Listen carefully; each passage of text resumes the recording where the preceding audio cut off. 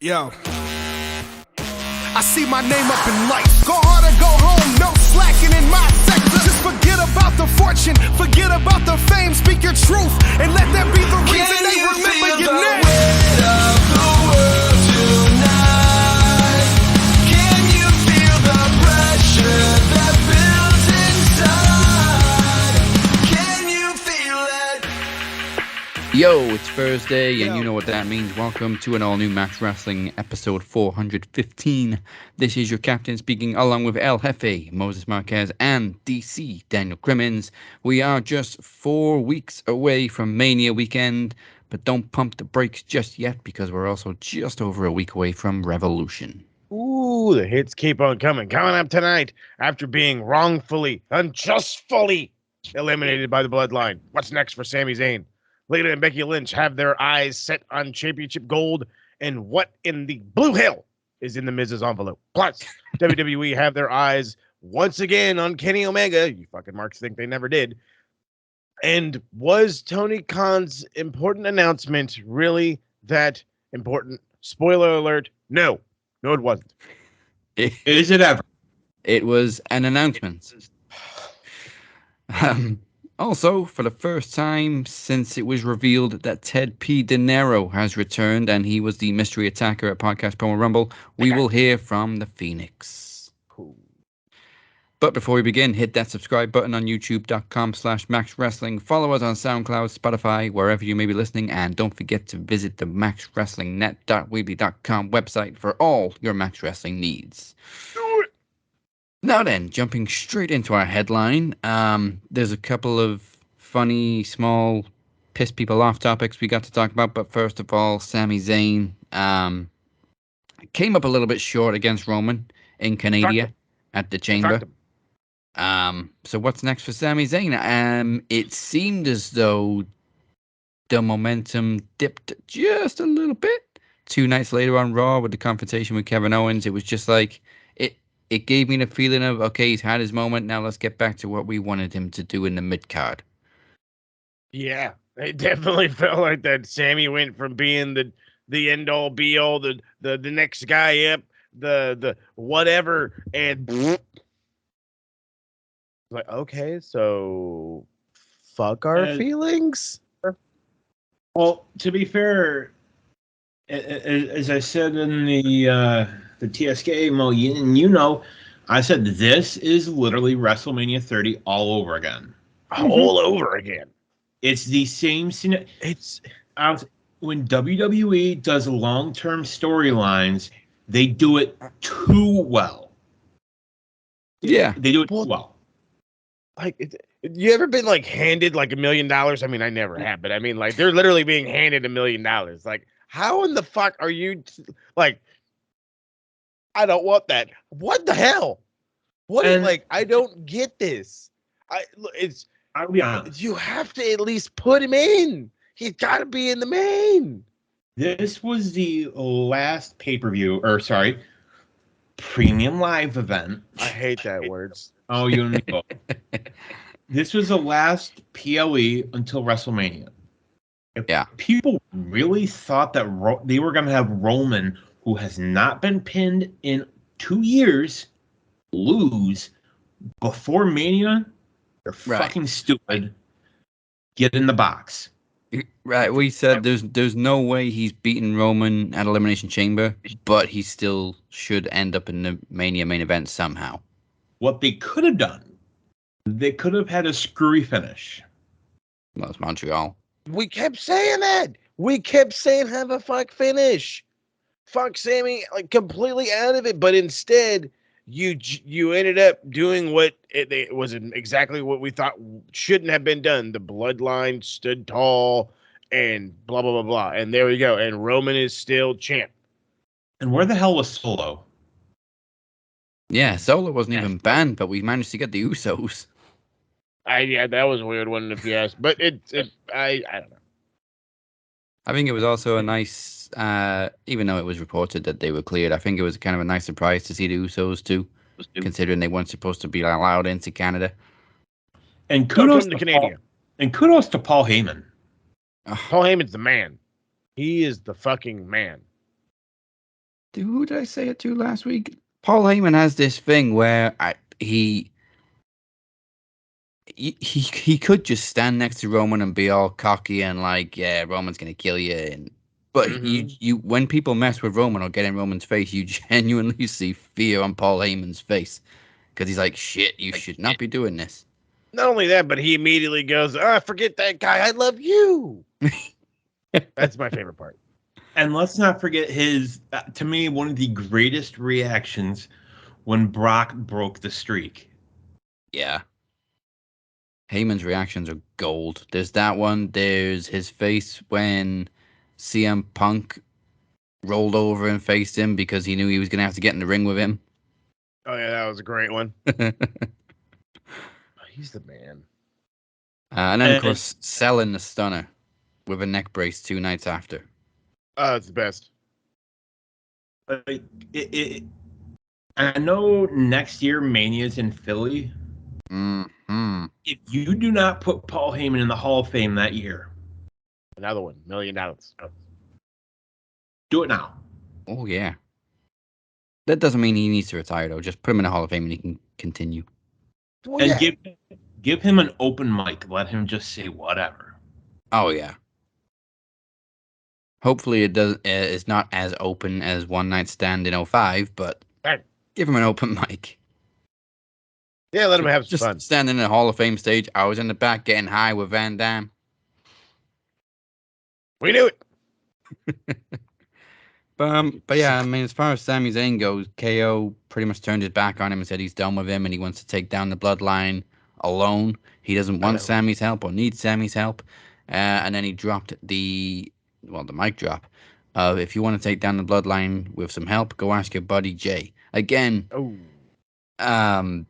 casting doubt on Jay's loyalties, and I really hope he doesn't turn on Sami because I really like the bond that he's developed with Sami because it was very much earned on Sami's part. Goddamn you, Kevin. Just help your friend, Kevin. And even on the SmackDown before Chamber, when he met Jay backstage and he's like giving him the fist bump, and Jay's like, "Okay, you better get out of here, man." Oh yeah, it's like what the? It's very, I don't know. Like I feel like there's still animosity. Like there's still not animosity. I don't think that's the word I wanted to use. There's still something. I feel like Jay's not fully behind Sami. As you said, he's still kind of looking behind his back. Oh, you never know who's watching, bro. Yeah. But I don't know. I'm hoping this is exactly what they're playing it to be, a swerve. I don't want it to be a tag title match. I don't. I mean, it's the most obvious thing to do, though.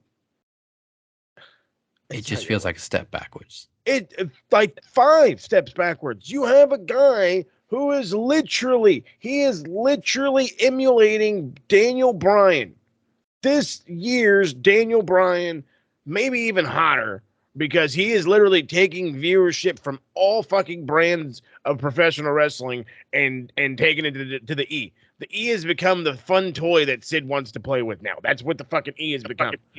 Yeah. And they have this, like, it's $1 million, a golden opportunity, the golden ring, whatever spin you want to put on it.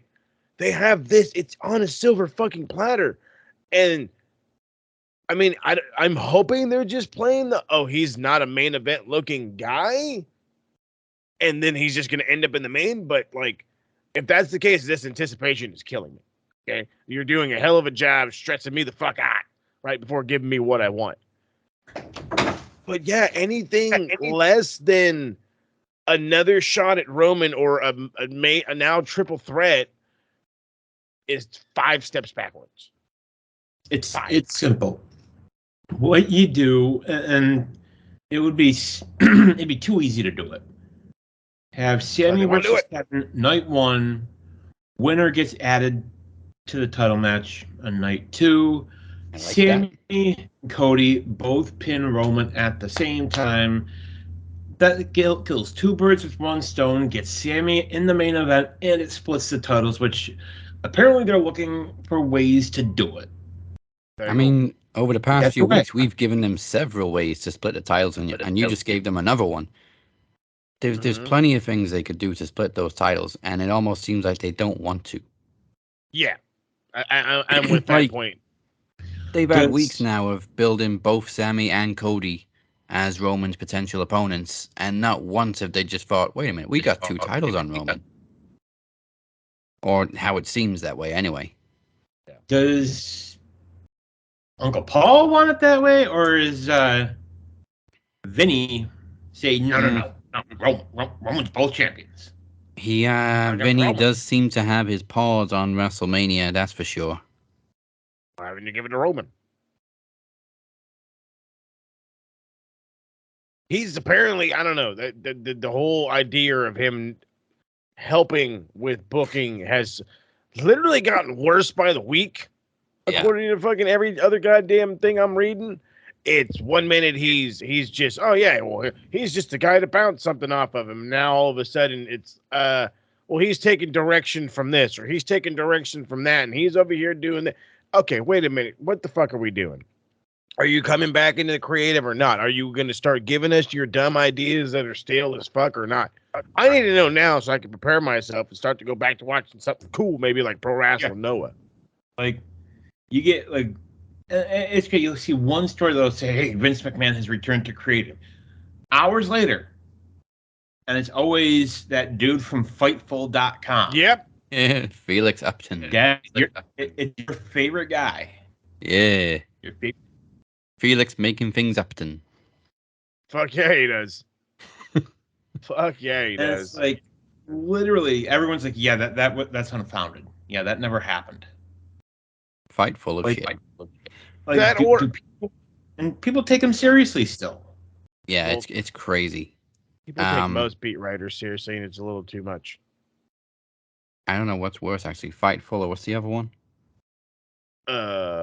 Ringside. Ringside Oh, News. Ringside Both of them should be blocked. Terrible. No, Felix Upton's Ringside. It's Sean Ross Sapp for Fightful. Yeah, that dude. I don't know how that guy got a reputation for being knowledgeable like one time in his life, and then that he fucking skyrocketed, and now look at him. Just making he's the Ariel Helwani of online wrestling.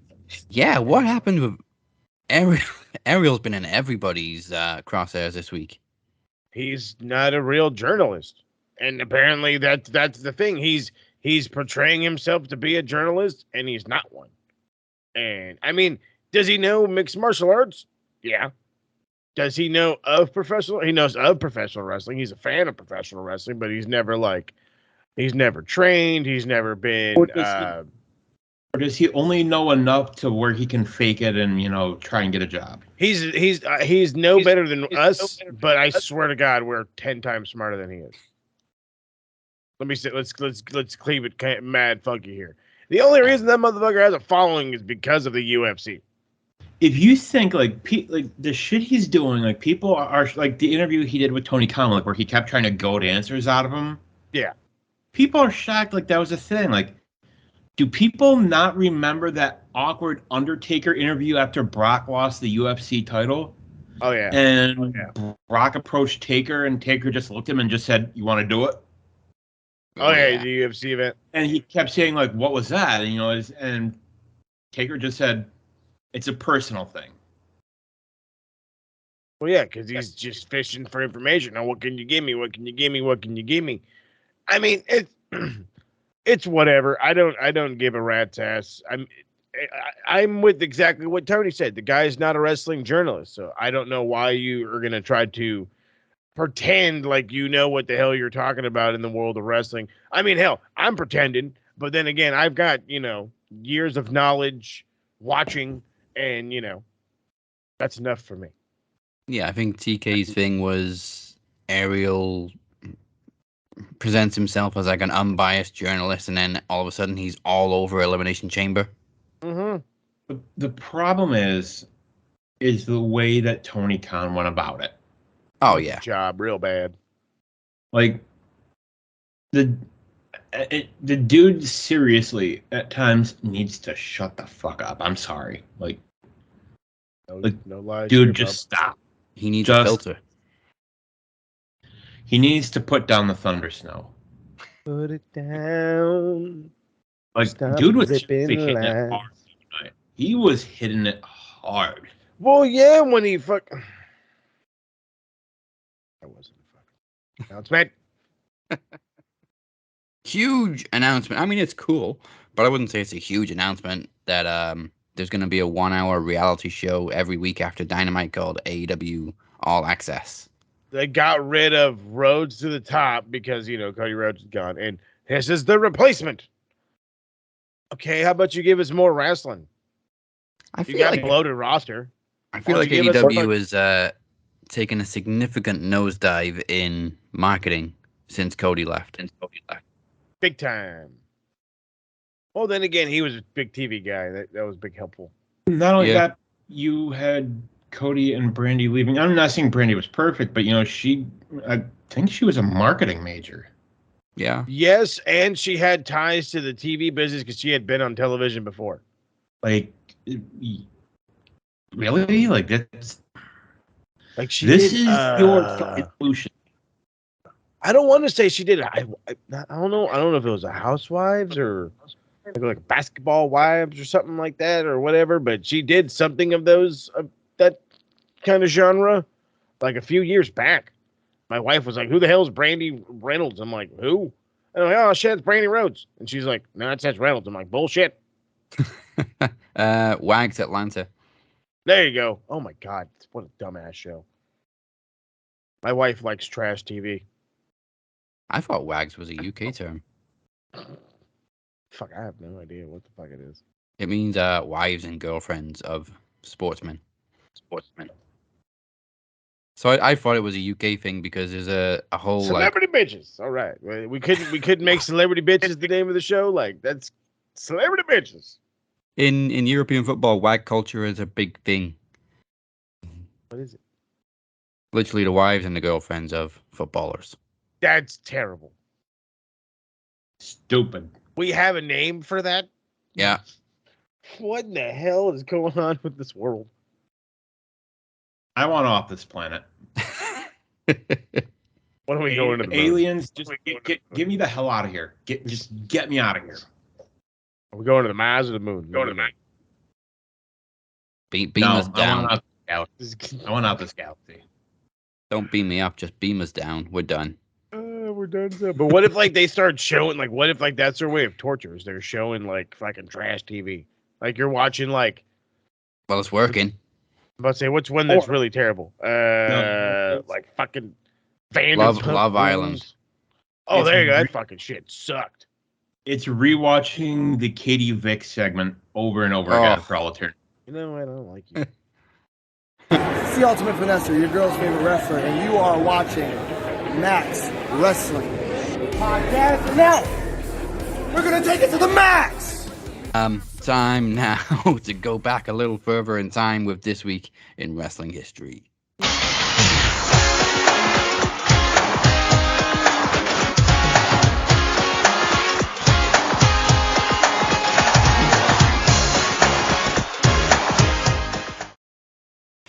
On February 17th, 2019, at Elimination Chamber, Bayley and Sasha Banks became the first ever WWE Women's Tag Team Champions when they defeated the Riot Squad, the Iconics, Carmella and Naomi, Fire and Desire, and Nia Jax and Tamina. I remember being a little disgruntled at the time because I obviously wanted anybody but Bayley and Sasha to win them, purely because it just felt like they were the only reason the titles existed, just to please them. You're not wrong there, bud. And it was so predictable that Bayley and Sasha were going to win it. I think we were. I think we were literally at the point of okay, well, this is the chance for them to win it. Yay, they won it. Hey, all right. And then we're like, cool. Now they're gonna do stuff with them, right? Right? Fuck no. Fuck no. I think it came down to them and the Riot Squad, and I'm like, shit, yeah, pull the trigger on the Riot Squad. No, Riot Squad. No. There you go. I mean, No, didn't work. Done. It was also the first women's tag team elimination chamber. I don't remember if it was the first women's chamber match overall. May have been. I think it's the only women's tag team elimination chamber. Yeah. Tells you how much I know. And it was only 4 years ago. Going back a lot further, February 20th, 2005, Eddie Guerrero and Rey Mysterio defeated the Basham Brothers for the WWE Tag Team titles at No Way Out, which was also main evented by a barbed wire steel cage match, as JBL defeated the Big Show to retain the WWE title. Who in the fuck remembers the Basham Brothers? Absolutely stupid fucking finish. It was such a stupid finish, yeah. Gets chokeslammed through the ring and crawls out. Right. And you have a plastic tipped barbed wire. I'm so glad this is erased from my brain. Yeah, we had razor wire wrapped all the way around the top of the cage, and plastic tipped. So it was safe. Safe razor wire. Yeah. But the concept was cool. And we knew we were going to get blood. Yeah. This was like the era of WWE. We'll try and be a little edgy. So hey, we'll have a barbed wire cage match. Well, yeah, so it was like 05. This is like the Katie Vick era, no? Yeah, just after. Like just after it. Well, no, okay, fine. This is when like Schnitz kicked the baby. Yeah, and then this was the pre-WWE ECW era. It wasn't his fault. Bullshit. You kicked the baby. February 21st, 2010, the WWE title changed hands twice.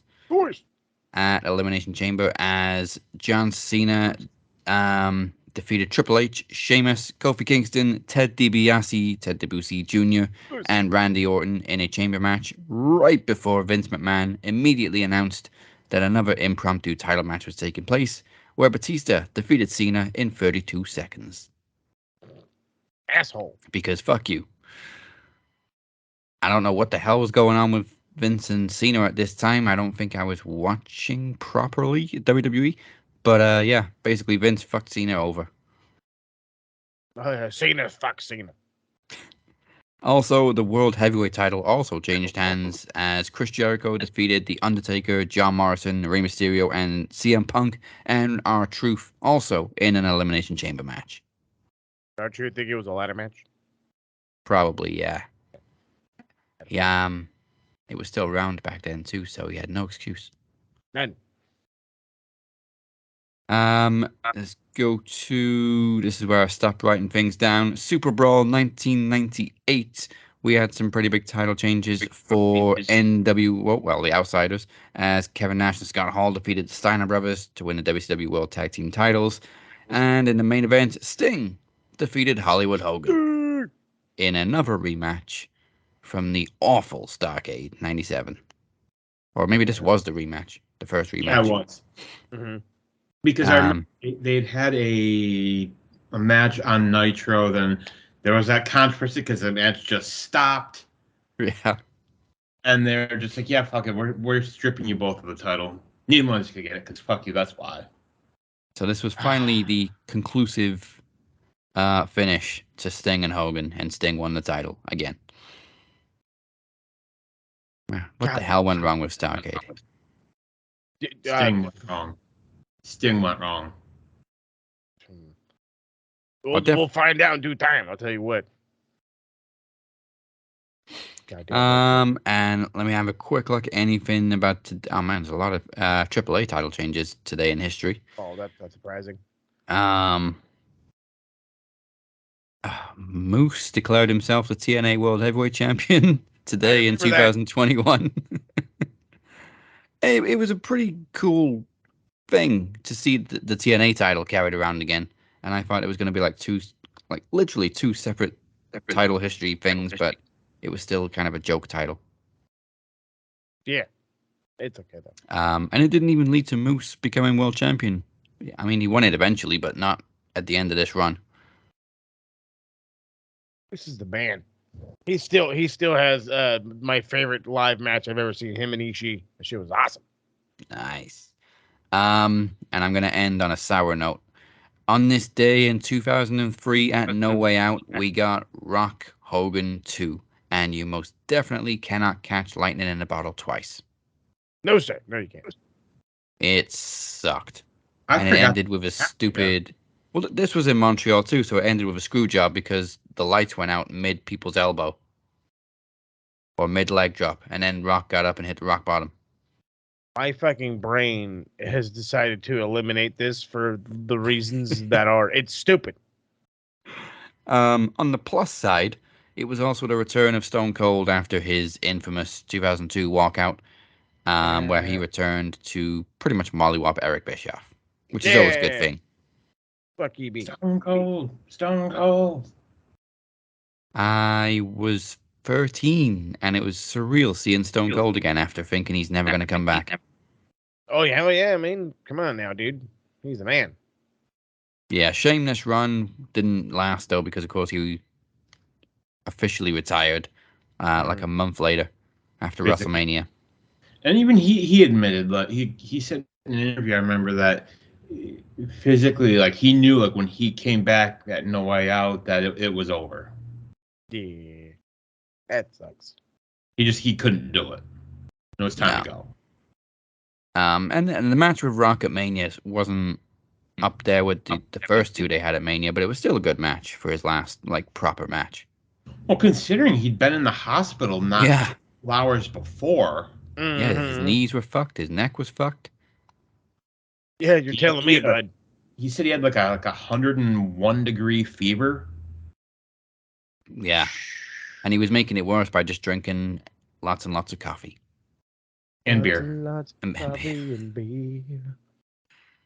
That sounds like a really great jingle. Coffee and beer. It does. That is all your history for this week. This is the voice of Killer Cross, and right about now, we are about to take it to the max. Ladies and gentlemen, welcome to the Madhouse. Okay, now let's have a little bit of fun and see if you can get there before we do. If Daz does not get this in under 2 minutes, he will be cutting a 60-second promo against said mystery opponent at the end of the shows. Ladies and gentlemen, it is time to guess the wrestler. I wonder who this could possibly be. Who is it? Who the hell is it? Guess the wrestler. He's the wrestler, better than all the wrestlers. Okay. You managed to dodge a bullet last week. Let's see if I can do the same this week. I doubt it, but we'll see. Who knows, man? Who knows? All right, let's get 2 minutes on the clock. And of course, DC is with us, so if he gets it before I do, you get the promo too. Nice. Right. This is going to be a fun one. Let's see how quick we can get there. This guy started his wrestling career in 1985 for Continental Wrestling Association. 85. Let's see, the rise of his stardom did not come until 1987, where he joined Jim Crockett Promotions, later to be known as WCW. Undertaker? No. He was, you know what, you like Impact so much? Let's go with Impact. He is a one-time NWA heavyweight champion, a 4-time TNA heavyweight champion, one-time tag team. He is a TNA Hall of Famer back in 2012. Booker T. Jeff Jarrett? No and no. Let's see here. Mick Foley. Not Mick Foley. Not Mick Foley. Let's see. Pro Wrestling Class of 2018. Here we go. Let's just go right to the WCW. Okay, so I talked about the one-time. Oh, is it one-time NWA television champion? Brought up the NWA heavyweight. He's a WCW International World Heavyweight Champion twice. Nature Boy Ric Flair. No, sir. Who the hell was in the Hall of Fame in 2010? 2-time WCW U.S. Champion, 6-time WCW Heavyweight Champion, 3-time Tag Team Champion, winner of the Battle Bowl in 91, the European Cup in 94 and 2000, the Iron Man Tournament of 89. Bunker? No. Oh, man. Let's see. King of Cable tournament in '92. He won the U.S. title tournament twice, once in '91 and '95. He's TNA Hall of Fame, right? TNA Hall of Fame, yep. Sting. Sting is correct. Hey. I was literally going to give it away by saying he had just showed up in AEW in 2021.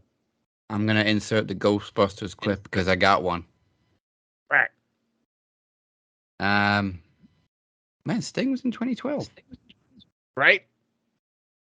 I thought it was after that. He's been wrestling as a Hall of Famer. I thought he was inducted around the time I stopped watching. Multiple promotions this guy has been wrestling as a Hall of Famer. Like a World Cup of Wrestling in '95 with the team of Randy Savage, Luger, Johnny B. Bad, Eddie Guerrero, Chris Benoit, Alex Wright. He's the 3rd Triple Crown champion of WCW. Here we go. PWI rated number 1 in '92, 15 and 03.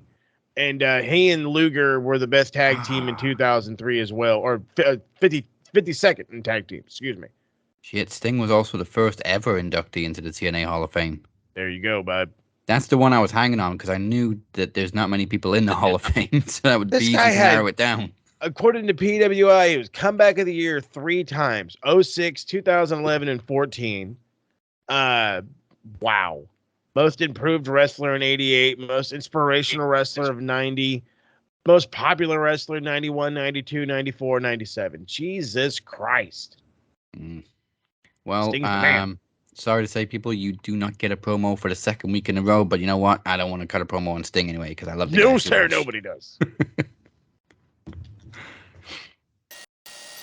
Everybody put your hands up, every single time you stand up, let them know they can't ban us, yeah, I bet they can't stand us, and 100% inspiring, 10% was insane, part of it was the confidence, part of it was the game, if it wasn't for your acknowledgement, I would probably remain, scholar of my environment, product of entertainment, product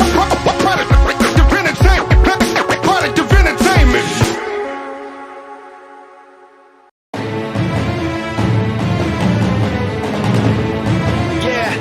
Tell you that you should quit trying. You were too small and you were too young. They tell you the chance is too slim, the world is too big, but you say how come?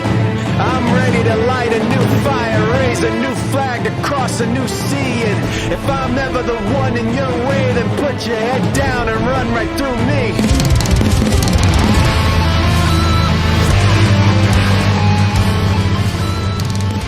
Okay, look, this shit's getting old. And truth be told, I'm starting to get pissed off. How many times have I said that if anybody has a problem with me, all they have to do is step up to me like a man instead of attacking me from behind like some punk-ass little bitch? So this is the last time I'm going to say it. If anybody has a problem with me, then you can all line up and I'll smack all your faces. You understand me? Teddy P. De Niro. Daddy, listen, I got nothing but respect for you. But the thing is, a promo rumble, you stuck your nose into my business. And I said that the rumble wasn't about the title for me. It was just about revenge, and I was coming for Travis's blood. So now, I want to know, are you some punk ass who's afraid of a fight? Or do you have the balls to meet me at Promo Mania so I can knock your teeth so far down your throat you'll be able to chew your own ass out for pissing me off? Oh, and one last thing. Demon ass, demon cousin, don't think I forgot about you, sweetheart. I'll be seeing you real soon. This is Velvet Sky. Take it to the max. Welcome back to the Cap and Mo Show. We're here every single Thursday. Don't forget to like, follow, subscribe, wherever it is you may be joining us, and head to the website, maxwrestlingnet.weebly.com. That's right. Still to come this week's Gig of the Week, Wrestler of the Week, and shit Mark say, you bastards. But as we just heard, the Fiend is looking to pull double duty at Promo Mania. He has called out the glitch in the system, Ted P. De Niro. Will the challenge be accepted? Will Teddy P face the consequences of costing the Phoenix the world title on night 1? We can only know from Teddy P himself. Only he can be the one to answer that. I do know what's going to happen. The podcast machine, Michael Larkin, and one half of the former Blackhearts, Robert Davis, are reigniting their historic rivalry as Robert Davis, my man from the TSK, is coming out of retirement once again for some promo exhibition. Out of retirement like Ric Flair, this guy. You're telling me. And Hollywood brings out all the stars, and as such, the man holding the longest running championship in Max Wrestling was also its original champion.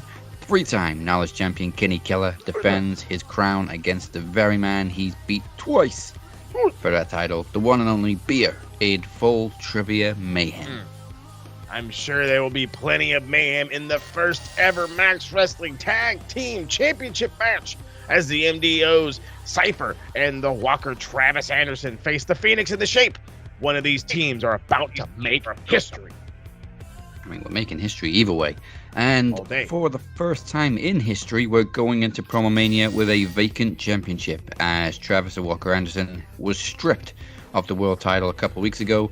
A new champion will be crowned at Promo Mania, and all we know is that one of the competitors will be El Jefe, Moses Marquez. Well, I can all but guarantee you we may find out who the opponent will be next week. Find out next week, tomorrow, next year. I don't give a shit. Bring it on. And considering that the plot will thicken for that, it's going to thicken more so as last year's Iron Bank winner, Daniel Crimmins, introduced option C, which is he will take his lovely bank and cash in for a main event. So, who will be this year's Mr. Iron Bank 2023? Winning the briefcase gives you the opportunity to call your shot, book yourself against a champion, and next year, book yourself in the main event of next year's Promo Mania. Or I forgot what the other option is. You can pretty much just hit them whenever you want. It's kind of like the fucking Money in the Bank. God damn, I can't wait to be a part of this one. So, and speaking of that, it's me and it's Trav. There's 2 spots left. Who's got the Webbles?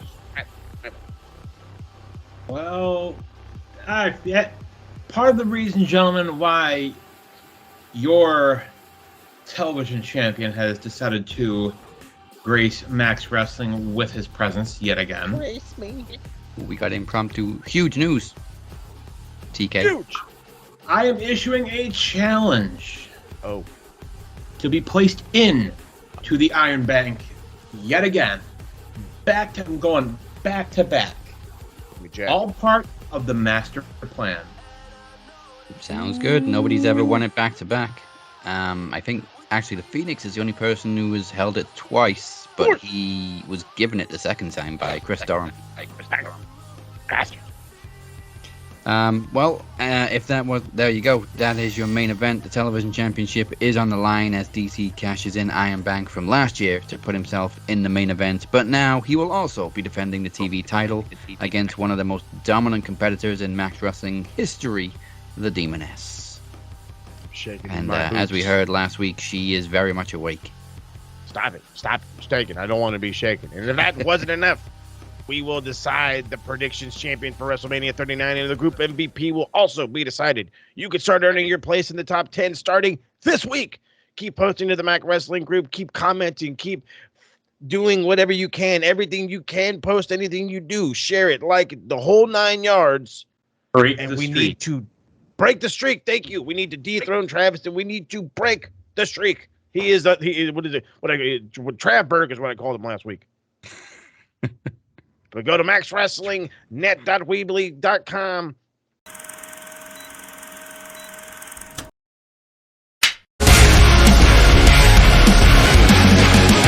You feel that rumbling on the drums, it ain't come. If they ever find out where you're from, then you're done. Where I come from, this is fun in the sun, meaning uncomfortable in the slums where you run. So everybody put your hands up, every single time you stand up, let them know they can't ban us, yeah, I bet they can't stand us, and 100% is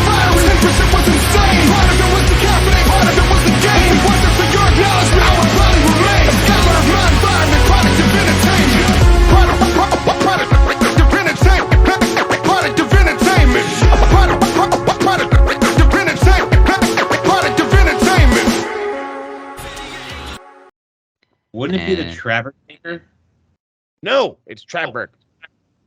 He's got right. an outlandish number of like 180 something weeks undefeated.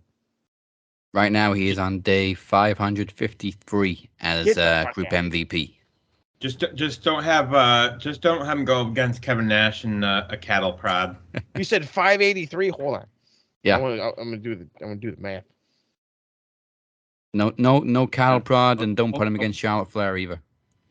83 weeks. This guy has been fucking Group MVP. He's been Group MVP for as long as WCW was beating WWE. I was just gonna say, I was like, yeah, dude, are you kidding me? Come on, people. Do not give Eric Bischoff another reason to celebrate. No, sir. All right, then. In other news, Elimination Chamber was, of course, last week. We just discussed Sami Zayn and Roman at the top of the show. I mean, it was a decent show. Yeah. One of the better ones lately.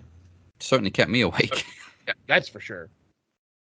Yeah, I mean, it was strange that the U.S. title was on the line in the Chamber, and it was strange that the women's title wasn't on the line, but we had excuse me, Asuka win her shot at Bianca Belair, which is gonna, I'm sure, tear the house down. Bianca, as I've said, personally, in my opinion, Bianca's had match of the weekend 2 years in a row, and she's got a pretty good shot at doing it again this year with Asuka. Yeah. And can I just say, I am loving this version of Asuka. Like, since she came back, like, she's been on an absolute tear. And I would not be shocked if Asuka versus Bianca is match of the weekend again. I would not be shocked at all. Nope. I don't think there's anything booked that can give it much competition right now, to be honest. I mean, Roman and Cody's going to be a good match, but I mean, how much more can we get from like spears and Superman punches? Well, I mean, there's only so many high points to Cody Cutters.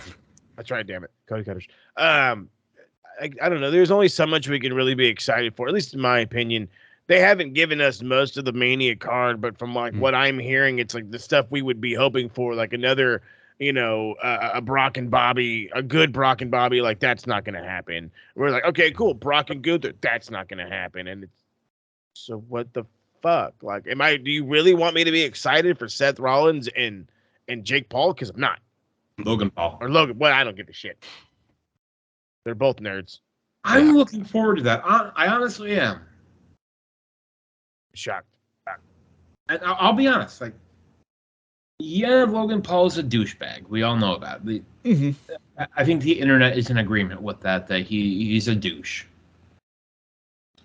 The matches he has had so far have been good. Yeah. Not great, not terrible, but still, they have been solid matches. His match with Roman and Saudi was solid. His match with The Miz, solid. The tag match. He got a good match out of Dominic Mysterio. Yeah, I mean... And I don't know. If Seth Rollins can't get a good match out of you, just stop. All right, just go ahead and stop wrestling, bud. I mean, yeah, Logan Paul is definitely doing something right. I think as much of a douchebag as he is, he did something right to earn pretty much everybody's respect from the first time he stepped in the ring. Yeah.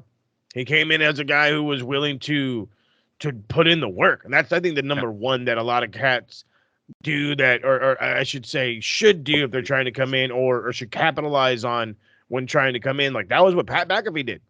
When he was coming in, he was like, but then again, he was a fucking nerd that bought a wrestling ring to fuck around in anyway, and then he learned how to wrestle a little bit.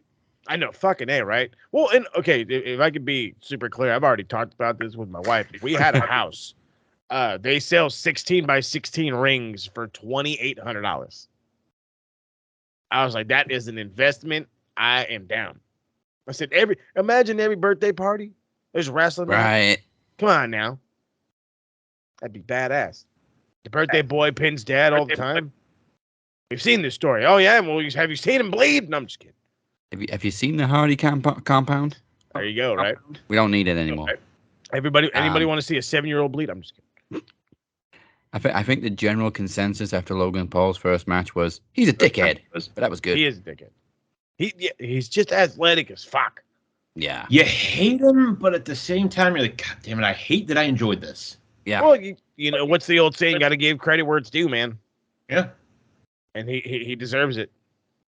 And credit to Montez Ford, too, for selling the fuck out of that injury angle. Fucking wow. If he is not a fucking singles champion in like within a month after Mania, I swear to God, I'm rioting somewhere.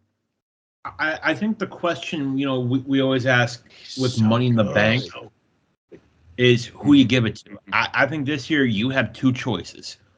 Option one, Gunther. Yep. Option two, Montez Ford. But okay, so here's my problem, because you said that, and I already hate that my brain does like immediate processing when people say shit. So you say Gunther, and I'm just like, bam, that's a possible world champion, baby. That's a possible world champion. And Montez, and I'm like, you're gonna get the Sandow treatment. You're gonna be the gung ho hero who's gonna call the guy out, and you're gonna get your ass beat.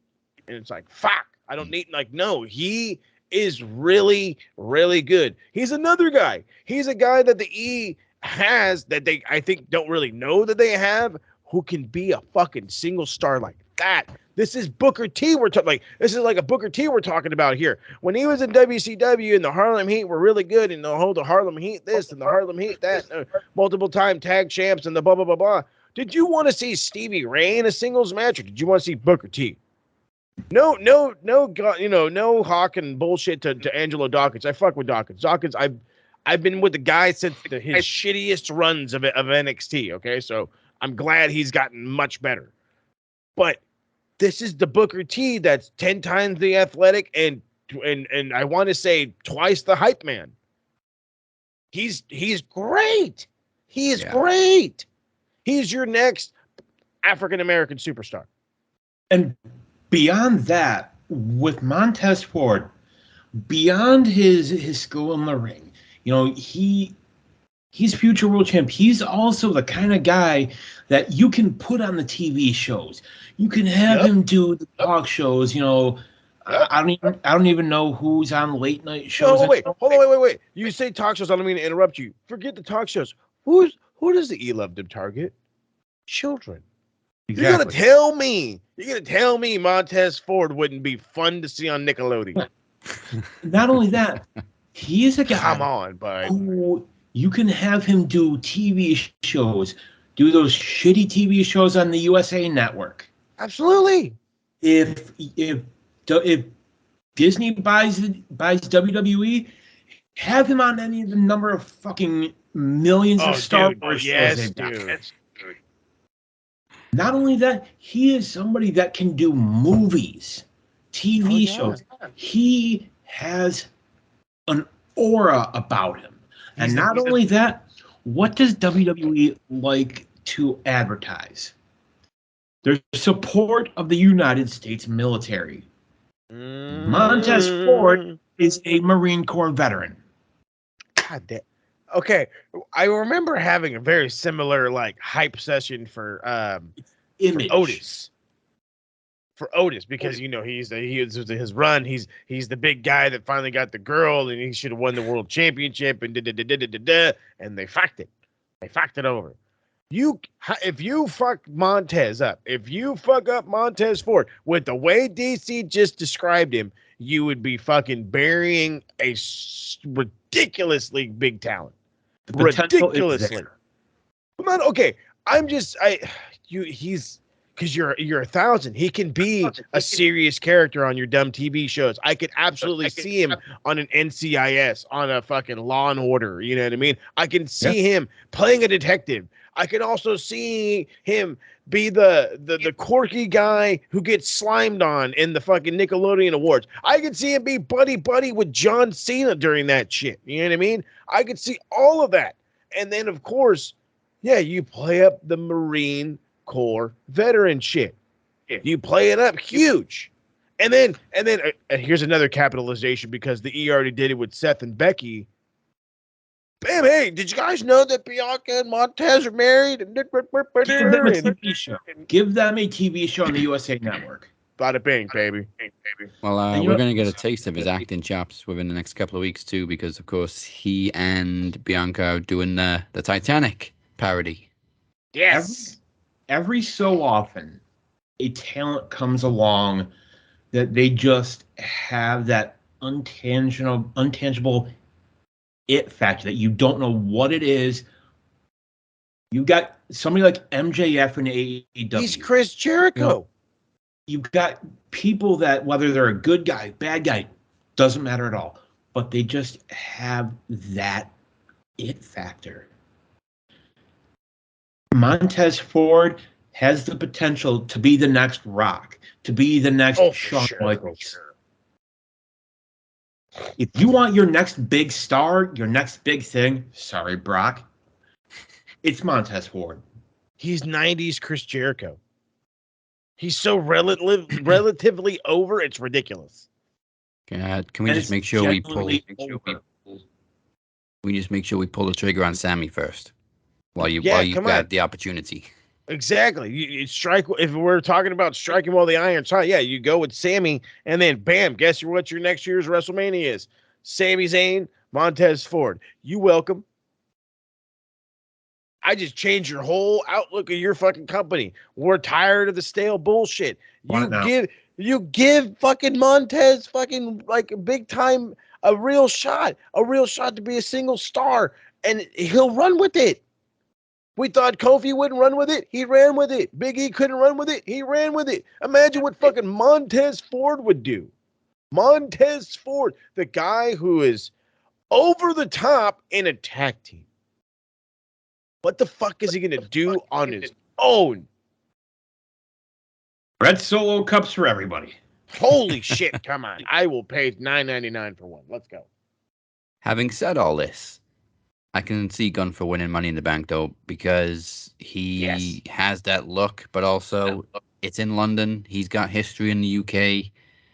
I think he'll be very well accepted as a Money in the Bank winner and get that huge pop in Wembley.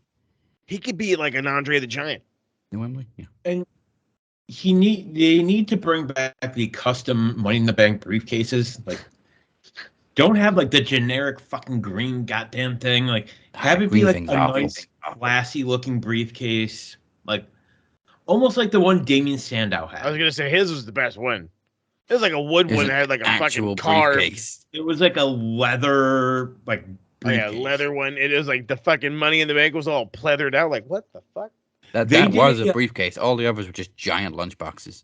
Yep. They did a tour of, you know how like they always do the segments of like the WWE warehouse. Yeah. And like they pulled out some of the Money in the Bank briefcases. Like they had Seth Rollins, like where like it was literally falling apart. Oh yeah, didn't like the green stuff spray out of some of it too? No, I think so. And that was the one he had used it as a weapon and curb stomped so many people on it. Yep, I know that. Like caved in.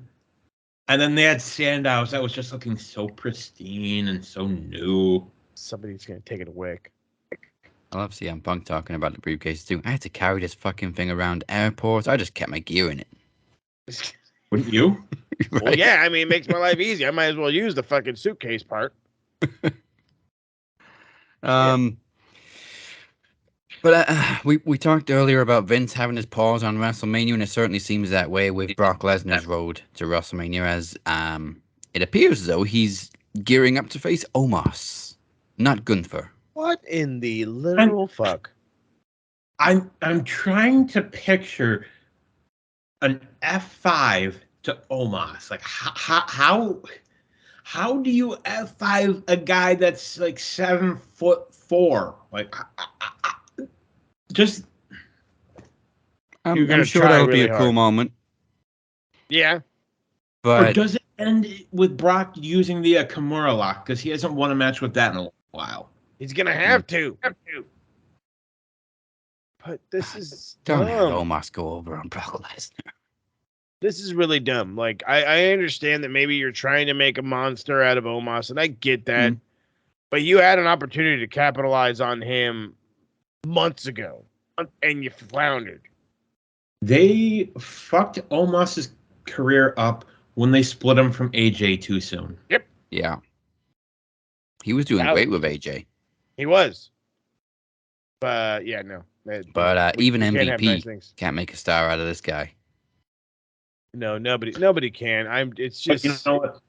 They will release Omos, I'm gonna say within a year and a half, 2 years, and Tony Khan will sign him. Huge news. Important announcement. No, it's not. Earth-shattering announcement. Bullshit. I love also, we'll get to AEW in a little bit, but we've already talked about All Access, so I'll talk about it now. I love how it was advertised as Tony Khan has an important announcement, and he comes on TV. I'm going to let this guy make the announcement. I was going to say, how important is it then, you fuck? I'm pretty sure he did that last time. Like, Tony Khan's making a big announcement, but he's going to have somebody else make the announcement instead. Yep. I think it was Shivani, actually. He did We got the wrong Tony. He did it to garner viewers and ratings for the program, and I get that. But the problem is that fans and goddamn marks, and it's on both sides. I'm not gonna say it's it's marks on both sides. Eat this fucking shit up. They think, oh my god, it's Forbidden Door 2.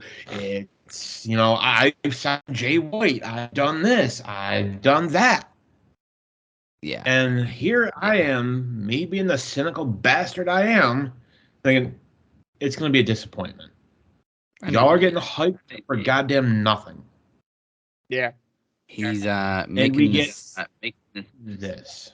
He's making the same mistakes Dixie Carter made. He's Tony Carter. It is a ratings ploy to advertise that you've got a huge announcement, and it's going to get people to tune in to see what the announcement is, but when you don't deliver on the announcement, you're just going to piss people off. Exactly. Yeah. Exactly. This is just, it's a big announcement. You're replacing a television show. I swear to God, like you've sent out bigger news on tweets, and we've gotten mad at you for you not saying it on television. Why wasn't this a tweet? You're replacing a TV show with one that we didn't really ask for. Exactly. You always see that meme that says this literally could have been an email. Yeah. This literally could have been a tweet. It really could have. Those vibes of 1 million, DC. This could have been an email. This is that situation where, and we've all had it, where your job calls you in from a big meeting. Oh yeah, staff meeting, everybody. Important staff meeting. It's this. It's like, just like, okay, all right. I just had one of these on Tuesday. Literally. Not even joking. Fuck a tweet. This could have been a pamphlet. Well, no, I was like, why didn't you guys just email me? It was just like, well, we figured this would be great if we all sat down and talked about it. I was like, it'd been much better if I just read it in an email. I got things to do. Like gas prices, yo. Hey, bro, we're back at $5 out here, Jack. You better watch it. We're at like $2.30. I will drop your knees out. And people around here are complaining. It's time to move to New York, homie. We still bitter about the NFL. We don't talk about that. That's fine. Yeah, that's pretty pricey compared to in currencies. Well, yeah. You guys also your currency's way more than ours anyway. Not way more, but no, I don't know. Last time I checked, this was a long time ago. By the way, it was like 1.5 times our money. $1 equals 83 pence. So our money's more all of a sudden. Let's go. Yeah, it's worth an extra 12p. Come on, 12p. But in other news in WWE, Lita returned once again, and she and Becky will be challenging Io and Dakota Kai next week. We had a little bit of discussion on Messenger with this, like, where do we go from here? Because the rumor that's been going around for months is that Ronda and Shayna will be taking the titles at Mania.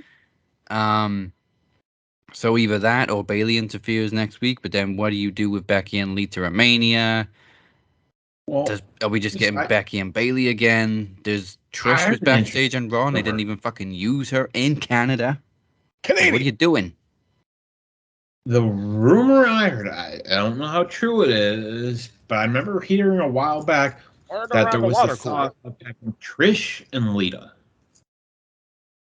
I don't So, what if next week Bailey costs them the title match because they kind of teased a little dissension among Damage Control, which do not split them up because still I fucking enjoy Damage Control right now. Yeah, it's still too and early. You just destroyed Toxic Attraction, so fuck you. Mandy's money obsession kind of destroyed. Yeah, but there was no reason to split JC and DG Gia. and that's JC true. Very could true. have been a thing. Still could have been a thing. Or put Chelsea Green with them. How you doing? Anyway, the rumor I heard was Trish and Lita. Mm-hmm. So maybe you do Trish and Lita versus Damage Control at Mania. You don't need Ronda versus Shayna because fuck no, we don't need that. No, but don't need it. What we need, you want to do something with Ronda? You give us Ronda versus Shayna. Yup. But this time, can we send Ronda to the PC first? Even in a straight up MMA fight. Fight pit. Ooh. I mean, actually, I will defend Ronda a little bit. Like, admittedly, she's had a pretty poor second run. But I saw a tweet this week where there was a clip from SmackDown, and they were chanting, "You can't wrestle at Ronda," during a perfectly decent chain sequence. Mm-hmm. So, like, she's not the best, but no, but do you want to know who would make her look really good? Shayna Baszler. Yeah. Why? Because they're both fucking MMA. They have an MMA background. You could use that in a wrestling match. I mean, they've done it before. Look at how many guys are technical as all shit using jiu-jitsu and all this and that in their matches, and it works. Like Kyle O'Reilly is a huge one. Bob Fish, fucking Johnny Gargano in a lot of instances as well. I mean, it could be really good. Now, I mean, of course, I'm the guy who got to put it on the fight pit because I'm just a fucking asshole that I see two MMA fighters and throw them in a cage. That's just my idea. But yeah, it works. They're cut from the same cloth, but I think we've said from day one, Shayna's always transitioned from MMA to wrestling far better than Ronda did. Way better. Honestly, I would say of all the people that have crossed over from UFC or MMA to pro wrestling, Shayna has made the jump the absolute best. Yeah. For sure. And she should have been treated much better on the main roster. Her NXT run was phenomenal. Like, she was a killer. And this is just me. I would love to see what Shayna could do as a face run. Mm-hmm. Now, I'm not saying be the happy-go-lucky, quirky face, because that didn't work for Brock Lesnar. No. But give us Farmer Brock. Farmer Shayna. Love it. Farmer Shayna. Let's go. Give us the Shayna of who she really is, like the kind of like the nerdy type, the gamer. Like, let the talent be who they are, and it works. Yeah. Like this version of Brock, when Brock showed who he is, people realize, oh my god, you have people that used to say Brock sucks, I hate Brock. These same fucking people are, oh my god, I love Brock. Brock's the man. Brock's always been a once-in-a-generation talent. The problem is he was booked. Once they found out about Suplex City catching on, that was it. They just booked him to do suplexes every match. Once he said goddamn Suplex City and we got that song. Yeah. It turned it into a fucking song. Bastards. And put it on a t-shirt. I only know that because I bought it on iTunes. And finally, from WWE, the Judgment Day, still not done with Edge, as Finn Balor cost him the US title against Fury. Saw that coming. Oh, I mean, actually, Of before we course. move on to that, I did mention Trish. She was backstage at Raw. They planned on using her and sent her home. Apparently, there was a creative change or something. So I just feel like if she is brought in on the road to WrestleMania now, they fucked it because she would have got the home pop in Canada. Now she's not going to get it. Exactly. The time to do the women's tag title match was this past Monday. Yeah. You have Bailey interfere, cost the match, and then what do you do? What do you do?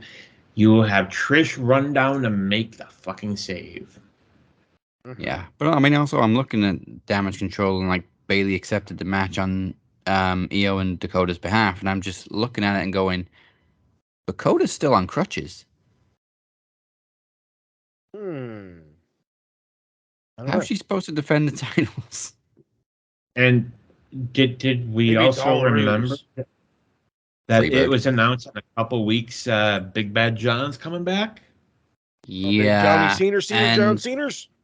I really don't like how they've gone about it because they've pretty much just forced it that Cena's gonna go against Fury because there was first of all the press conference after Chamber. They instantly asked Austin Fury about John Cena for absolutely no reason. Yep, Just brought him up out of the blue. And then Austin Fury's mentioning Cena on Raw for absolutely no reason, so it just feels way too force-fed. But at the same time, it should be a pretty decent feud going into Mania. Yeah. Hear me out. Hear me out. You're gonna love this. Night 1, he defeats John Cena soundly, easily. Soundly. Next night 2, he comes out, or you could even do it on Raw, on Monday. Cocky is all shit, and he says, you know what? Cena did an open challenge. He issues an open challenge. Who answers it? Motherfucking Switchblade. Oh. And of course, Jay White. If Jay White does sign with the E, he's gonna have to get a new finisher because he can't use the Blade Runner. But they don't. They don't want Jay White. They want Kenny Omega. They want. If I'm Triple H, I don't want one or the other. I want them both. I don't. I'm I here's and this is going to be totally off the topic gimmick, but Tony Schiavone put out an awesome quote the other day. It was talking about bloated ass rosters. Yeah. These motherfucking shows are so goddamn bloated. I don't want any of these guys going anywhere because everybody will be underutilized. If a Kenny Omega were to leave and go to the E, he's immediately underutilized. He's underutilized right now in AEW as a fucking trios champion. He's underutilized. You have Jay White coming in, and the question is what can't you do with Jay White? What can't you do with him? He is a main event world champion now, today, tomorrow, yesterday. What can't you do with him? You do anything but put a fucking world championship on him, and it's a waste. It's a goddamn waste. The same thing, you can almost say the goddamn same thing about Tama Tonga. What's he going to do when he comes in? Same thing, Tonga Loa. They're guaranteed tag champs. What are you going to do? You're going to force tag belts on them? These rosters are so bloated, man. It's hard to do anything. You have Tama go to NXT and immediately win the title. But then you're going to have a singles dude. What are you going to do with Tonga Loa? I heard he's still hurt. Yeah, but I don't know. The opportunity to go to the E opens up. I'm sure I'll figure out a way to get my ass healthy. The problem with Kenny, and I'll just make this as quick as I can. Supposedly, there's one story that says his contract is up or it's up in like April. Another says it's not for another year. It's not Either or does not matter. Either or time doesn't matter. What does matter is there is the clause in every talent's contract that if you're out for any amount of time, Tony Khan or Vince or whatever company has the right to extend your contract by DC. Has Tony Khan done that yet for anybody? No. Could he do it? Oh, absolutely. For Kenny fucking Mega? You're damn right I would. Kenny, how long was Kenny out with his issues? Like 9 months. Yeah, dude. He's not going anywhere. I'm sorry. I mean, it's a great idea. and maybe it'll work in some fucking multiverse or something. It's not gonna happen. Unless, TK pulls it out and buys the competitor, which, I will say this is that would be a bad fucking idea. 9 billion Vince wants. Okay, so you know what? You brought that crazy story up here. Here's how you fix all of professional wrestling right here, right now, with TK buying the WWE. TK buys the WWE, right? Raw stays 3 hours. It's here's you do the NWO invasion all over again. This time you do it in a good way. You're actually having dream matches, but you're interjecting them on both shows. So you're still going to have a Monday wrestling show, a Wednesday wrestling show, and 2 Friday shows, which you're probably going to have to move one to like Saturday, which is fine. You move Rampage to Saturday. I don't think anybody would bitch. But then again, then you can have WWE guys, NXT guys on Rampage on Saturday, on Dynamite on Wednesday. You can have Dynamite stars from Wednesday be on Monday, be on Friday for SmackDown. All of a sudden, every goddamn fucking pay-per-view or premium live event, whatever is so okay. Yeah, and there you go. We'll use that whole narrative. WWE still has all of its ties with Peacock, right? So then now TK's making double the premium live event money. You're doing your bullshit once a month. Throw everybody in a show that doesn't get put in a show so they get exposure. Come pay for the big time pay-per-views to see all your dream matches. Yes, it does take away from the storyline aspect, which is something Brian Alvarez talked about. I understand the storyline aspect, but you're telling me that if you were to set something up like this, you can't make up new stories? Come on, man. 9 billion? Let's go start GoFundMe there for fucking TK. Let's make it happen. I don't see Kenny signing with WWE for a couple of reasons. One, how many times have they tried to sign him and offered him life-changing money and he just said, nah, I'm good? They offered him life-changing money when he was still a junior in New Japan. 2, they had Kenny Omega. They had him years ago. But they couldn't tell him where DC. They had him in OVW. Deep South Wrestling, which turned into OVW. I'm just going to say this right quick. Is it totally outside the realm of possibility that he would leave AEW, WWE? No. It's I call it the Godfather principle. It's the offer they can't refuse. Now, we just don't know what that offer would need to be for Kenny. Do the Bucks have that too? Have, something that that would make them say, okay, we'll do it. And add to that, what was Ted DiBiase's biggest catchphrase? Everybody has a price. Everybody's got a price. We all have a price. You have one. Dazzy, you got a price. We all have a price in life. You just, to figure out and how you get somebody, you just got to figure out what they want. You got to figure out what they want and you give it to them. Well, the Bucks is another reason. Obviously, him and the Bucks are like that. And obviously, the Elite is their thing. 3, he's very much involved in the women's division in AEW. Extremely involved. And 4, he's also very much involved in AEW's video games. Oh yeah, he's a part of their programming team. Which I'm predicting that game's going to release in June. I'm telling you right now. Yeah, it doesn't look finished at all. No, it's finished. I know, but it doesn't look it. From what I've been seeing as far as clips and stuff, it looks finished as fuck. They're just still rewriting code every other goddamn day to, oh, well, this guy's not in the company anymore. This guy's not in the company anymore. This guy's not in the company anymore. This guy's fucking, okay, we brought that up. I play a fucking New Japan game, Strong Spirits. I play it fucking religiously. It's my shit. Guess what 2 guys they just had to cut from this game and how they did it? Jay White, Kota Ibushi. Want to know how they did it? They pre-warned everybody that these guys aren't going to be in the game anymore. They will forever now be known as Wrestler A and Wrestler B because we need their like souls and spirits or whatever to help elevate other players. So they're now Wrestler A and Wrestler B. But I could still use my Jay White character to train. I could still use my Kota Ibushi character to train. It's hilarious. So I'm like, why didn't AEW just do that?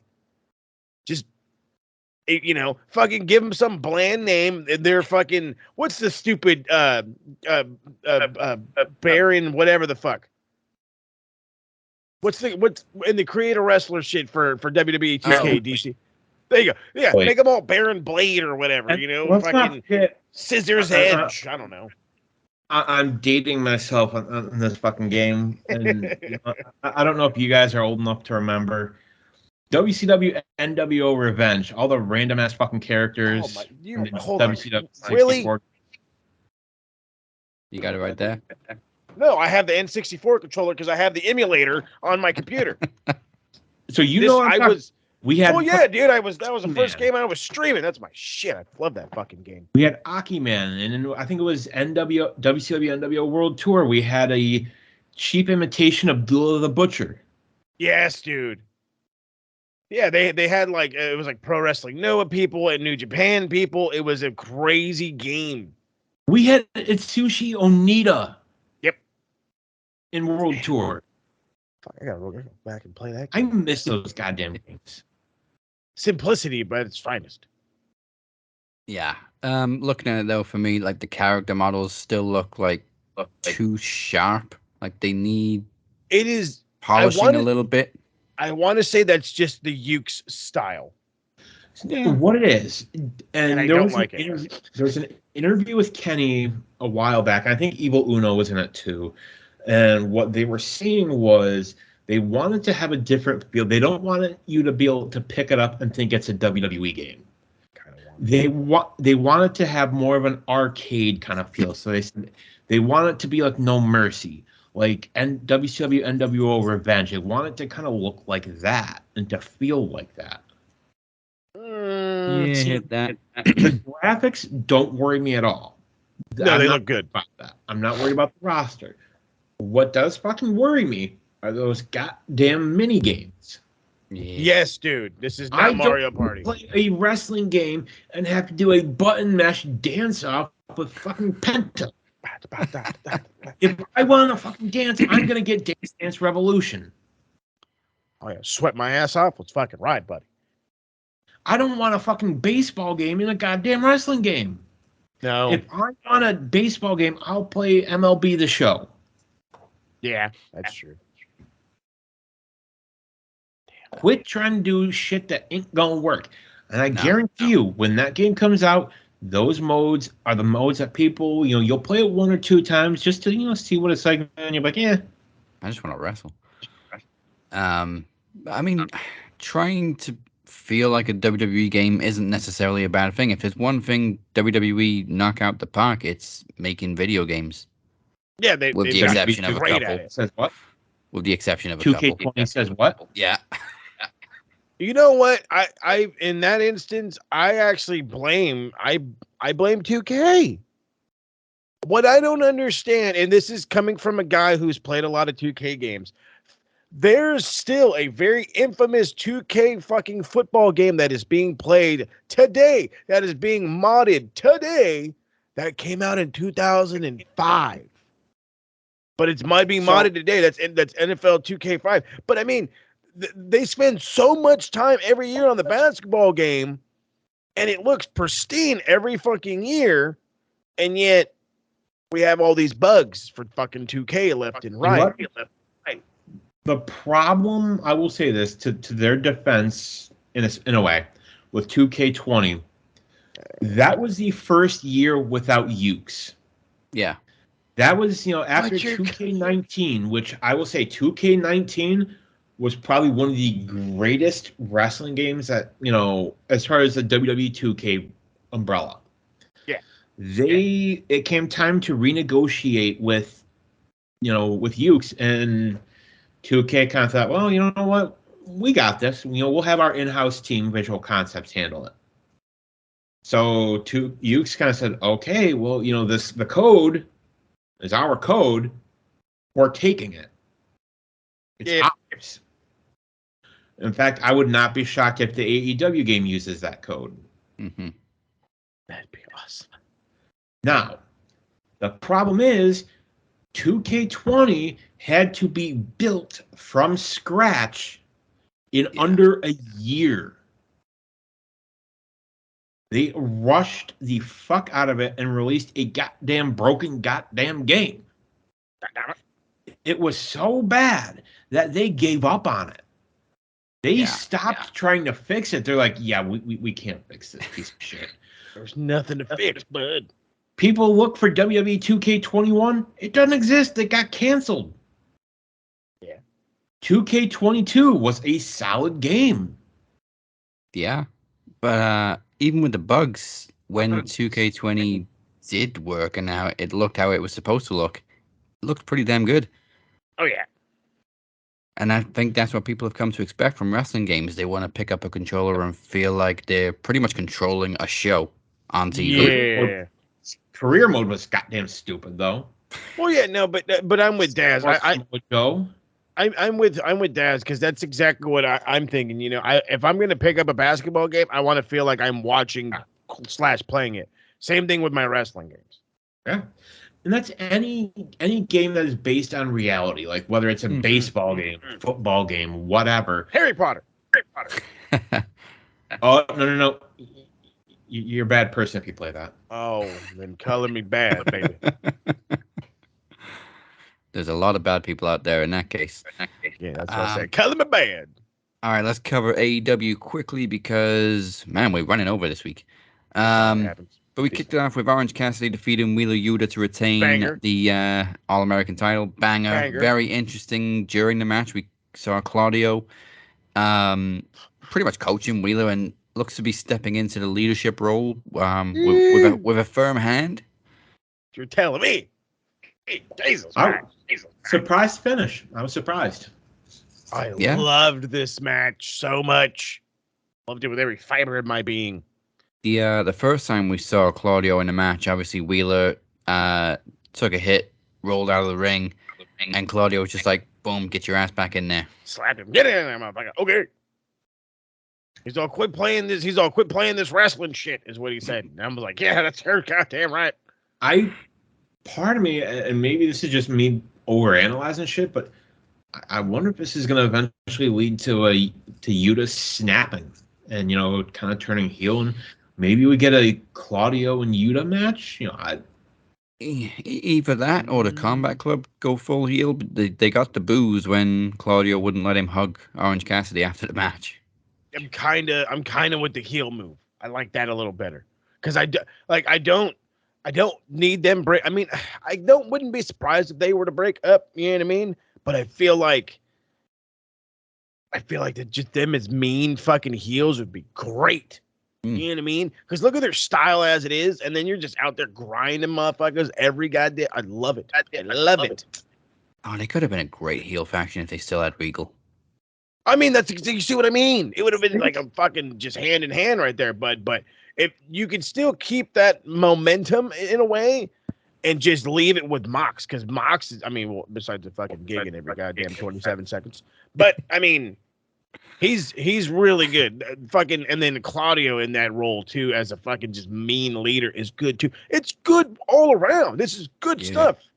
WWE has Imperium. AEW has Blackpool Combat Club. I love that. Yeah. Let's be fair to Mox. He didn't bleed in his match this week. He made his opponent bleed, but he did bleed after the match. Or he's just like, bleed, we just didn't see it. TK walks up to him. He's all, not in the match. What? I'm not going out there. Okay, right after the match. Deal. But we got to have some blood in the match. Okay, you make him bleed. Make him just fucking bleed everywhere. All right, we can do that. Don't just make him bleed. Make him piss blood. Oh, yeah, just done. Fucking hell. I'm guessing Uno cut a little deep because that blood was flowing out of him. That or he's just not used to gigging. That's for sure. Well, yeah. Probably coming with territory for wearing a mask. Yeah, just all the above, right? I mean, you talk about, you know, the best blade jobs and best people to blade in wrestling. Like, to me, that's like up there with like Ric Flair level. Yeah. That was really. Look at pictures of Dusty Rhodes after he retired. Look at his goddamn forehead. You can see how bad it was when he was coaching dudes in NXT. Yeah. Stuff. Hey, Mark, did I do it right? No. Mark, what are you doing? 9, 1. A little too deep, but.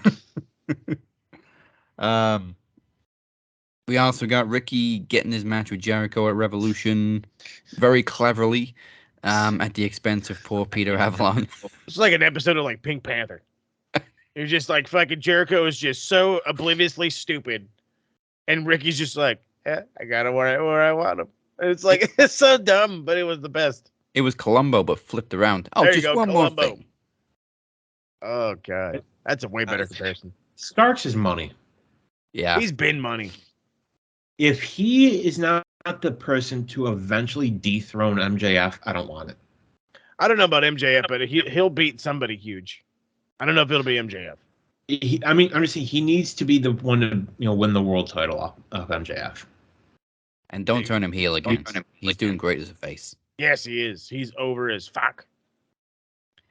There was a lot of jumping this week. Jungle Boy jumped Christian Cage, but got his ass beat down. How do you go from looking like $1 million badass son of a bitch to a fucking coward and then got your ass beat and got dragged out of there?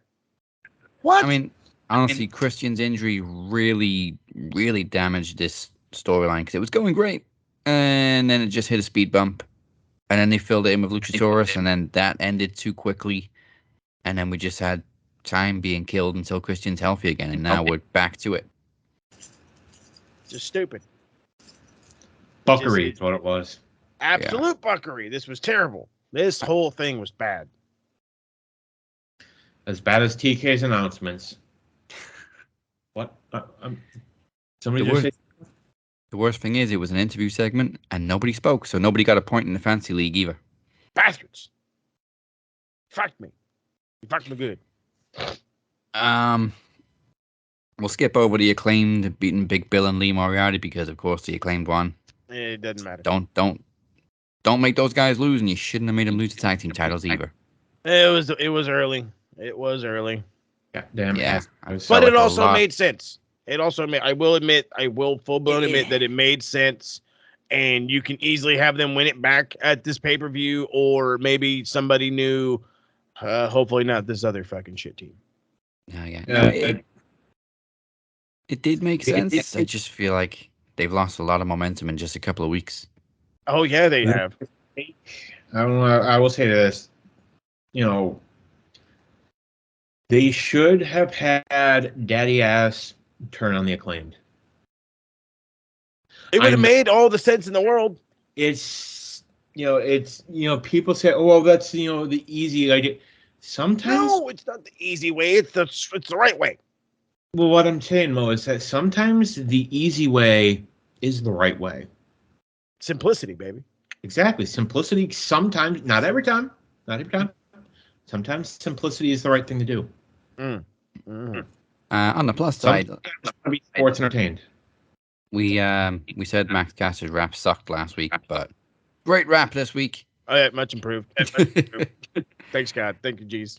Well, yeah, and then again, he wasn't trying to go after Jeff Jarrett and his daddy. His daddy just passed. But then again, I would have cut Jarrett down anyway. Fuck him. It was very awkward for him last week.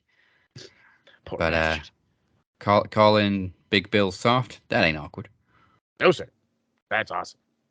Swift.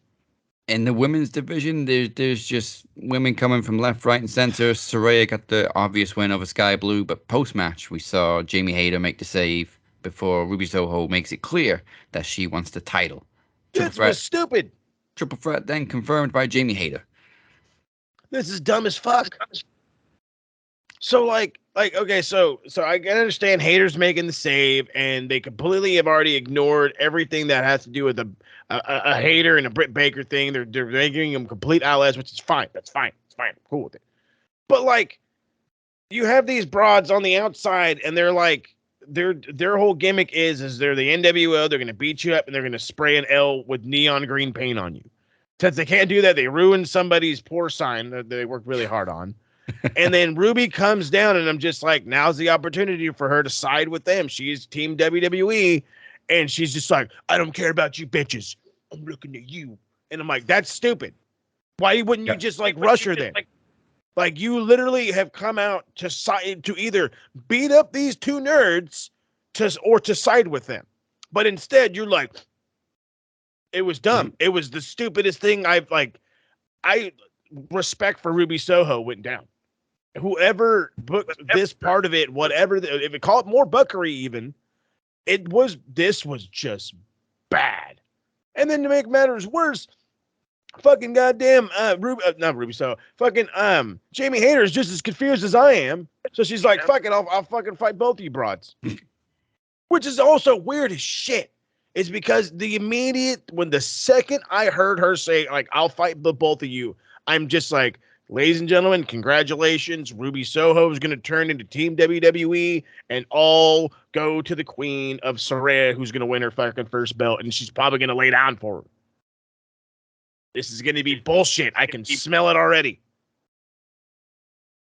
I just smell Jamie retaining, so I see it as a waste, really. Even if yeah, I'm with you. Even if she does, this whole thing's a waste. You're telling me there's not a better match out there right now? Where's Jade? Where's Jade? Why are we getting Hayter and Jade? This is what gets me with the women's division AEW. It's like, it feels like whenever we get 2 steps forward, it's 1 step back. 2 forward, 3 back. All the time. All the time.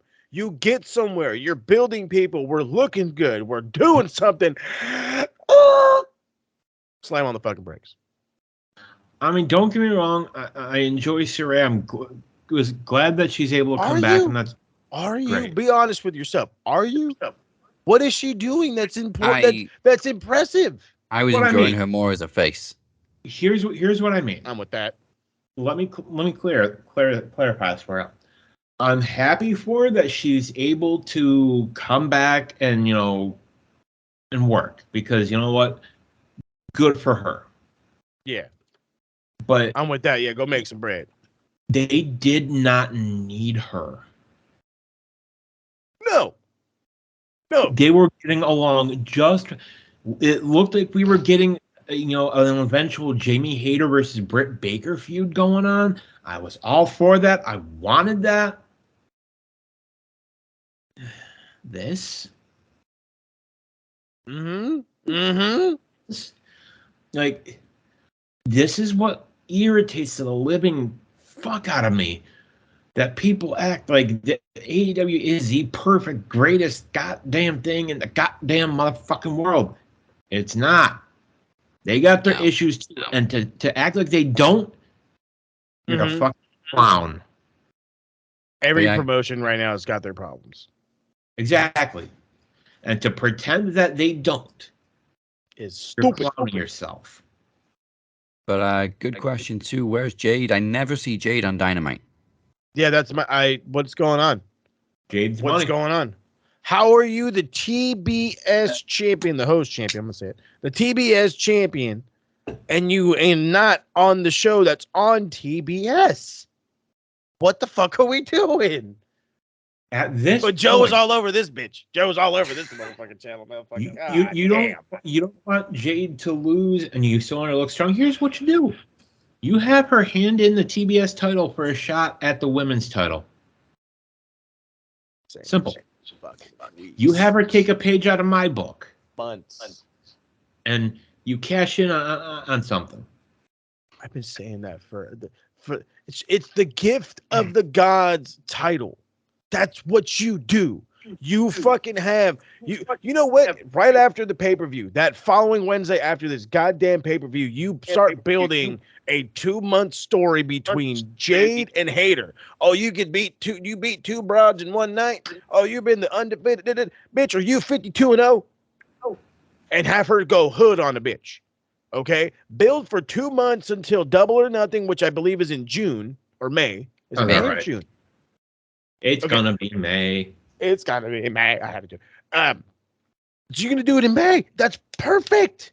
That allows the opportunity for them to do a dumb tournament, because you're gonna already know they're gonna do a tournament, which allows you to elevate pretty much every woman we don't recognize, or that the masses don't recognize, to build to a new TBS champion. Could be a Ruby Soho, no problem. It could even be a Britt Baker to help elevate it. It could be you know what I mean? It doesn't matter really who at that point. The point is it'll get new light and new elevation from somebody that's not a Jade. I'm not saying Jade is stale as TBS champ. That's not what I'm saying. It's not what I'm saying. What I'm saying is she's so fucking good. Why not make her the pinnacle of your women's division? What are we doing? Here's what you do. You have, Jade start acting all pissed off that, she's undefeated and she sees all these people getting shot after shot after shot at the women's title. What does she have to do? Have her be that don't turn her totally face, but don't have her be totally heel. Because she's getting cheered. She is getting cheered. Oh, yeah. She has earned the goddamn respect. So have her be that person, be like, what do I got to do? I mean, there's nothing left for her to do as CBS champion. None. Months ago, was she at the level she's at now? No. Oh, God, no. But now she is. I look forward to her matches. Yeah. I mean, do I want to see her defeated? Yeah, but got to be the right person. Telling you, now's the time. Pull that Mick trigger.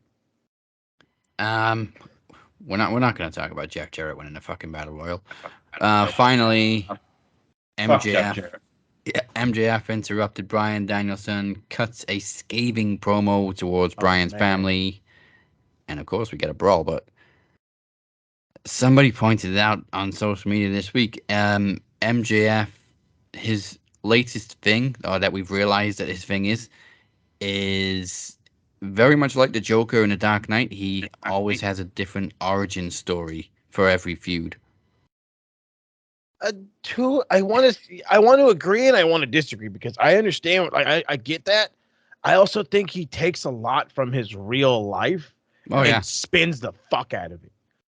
I'm dead ass believe he was fucking chasing some broad in high school, and maybe they were fucking around in his Camaro, and he probably got some domer, and hey, that was probably the end of the night. Max probably went home and he felt like the man, hey, whatever. But then he, for wrestling purposes, we're gonna spin it, because he's talking about how he was so in love with a woman and he got engaged and this and that. This motherfucker just got engaged like 5 months ago.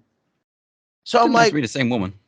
I mean, I get it, but I'm just like, that's what makes you think. That's what gives you this whole narrative spin. Is he fucking shooting? Is he for real? What's going down? Is this, and then I have to make fun of B-Dry. I do. I'm sorry, dude.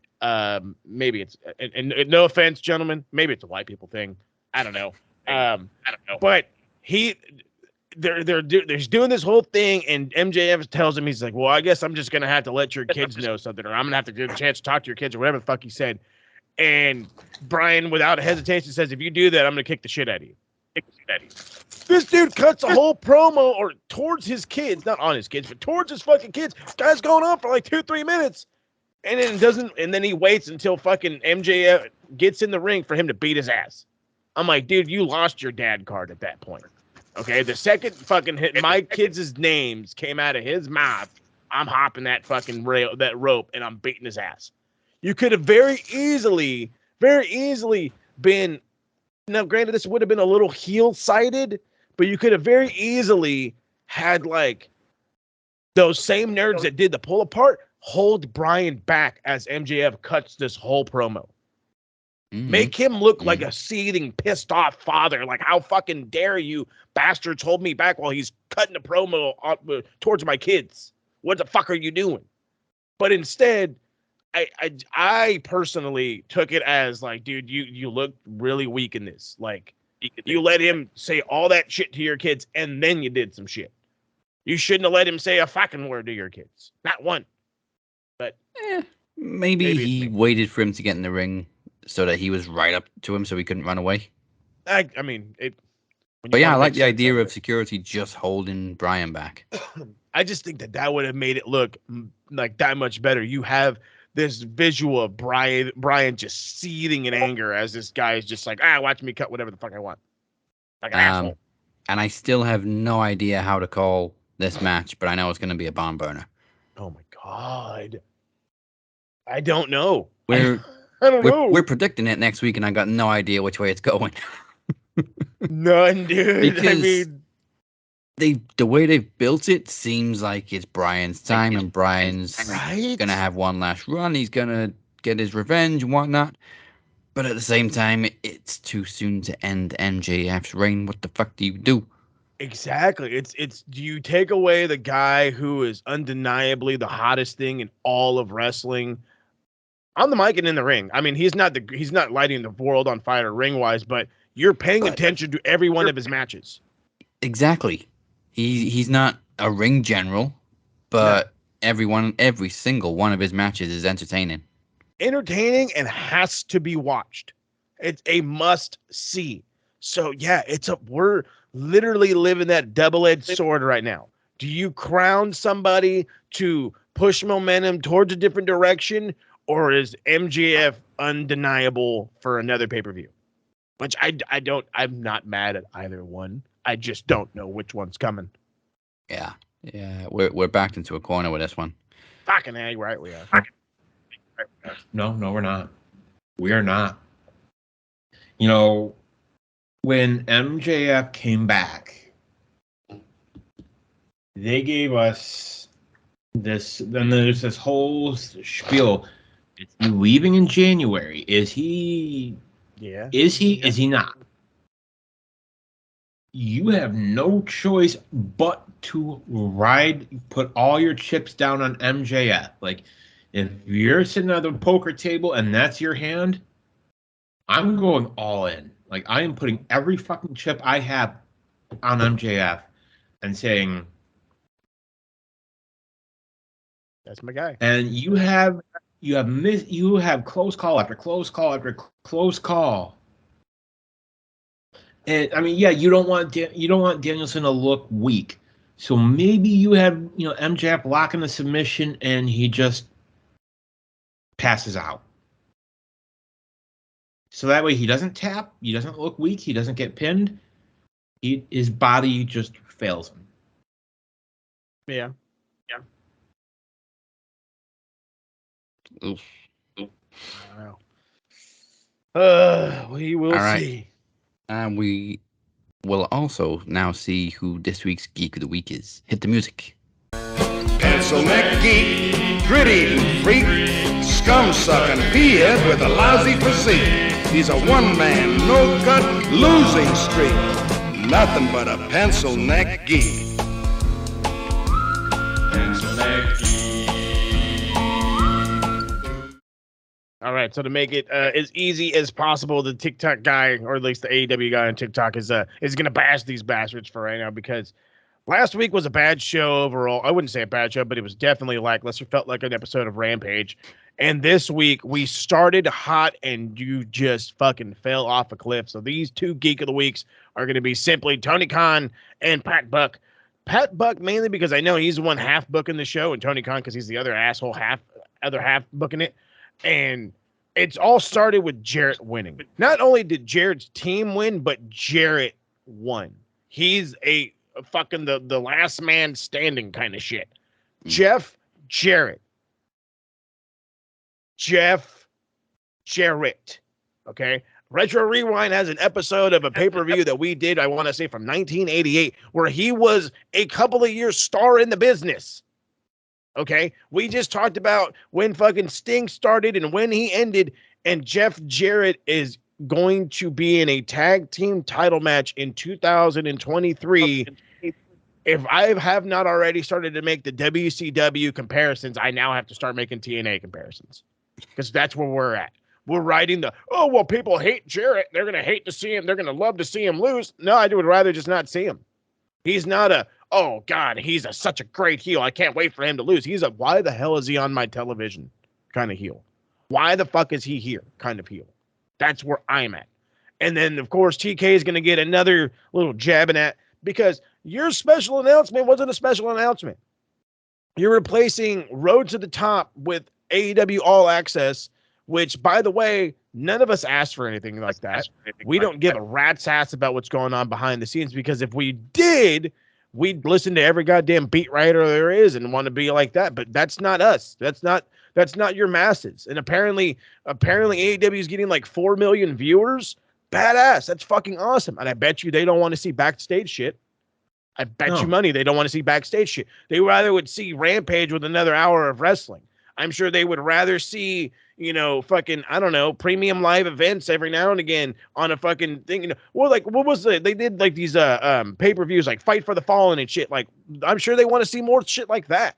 Give me free events on television that are going to be spectacular.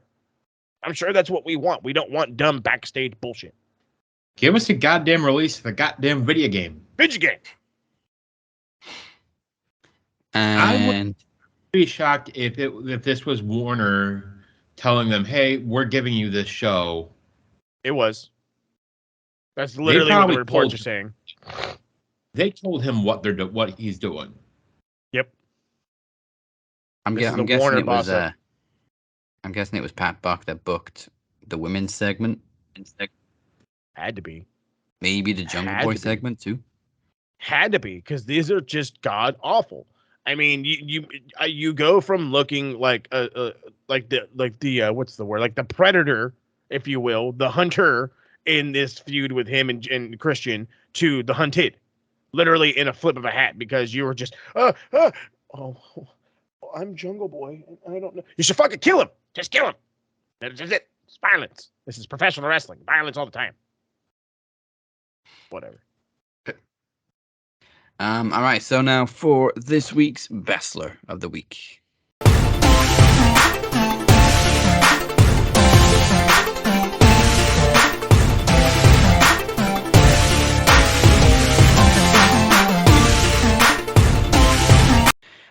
Two reasons for this week's pick. Number one, had a great match on Monday on Raw, and we're seeing almost shades of a side of him that we haven't seen for a while, a mean streak, if you will.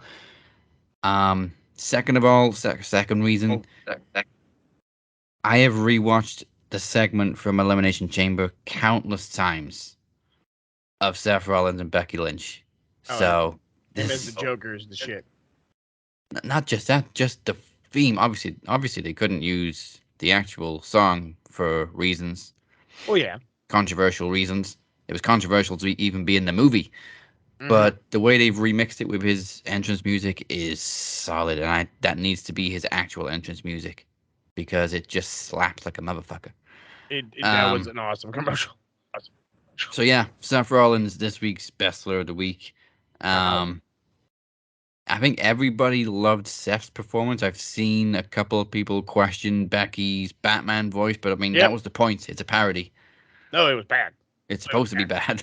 No, okay. As a guy who has recently finally watched Joker, there's no mention of Batman. No, there isn't. It was a little mashup. So I'm like, come on. Well, then again, I'm a stickler. They've taken several liberties with the DC universe in that clip, but it works. I'm a stickler. I'm the same guy that's still really mad at fucking Civil War because Iron Man didn't die, or because Captain America didn't die. I'll say it. Montez Ford is mine. Fair, yeah. Yeah, you know what? Let's give them both. There you go. I like it.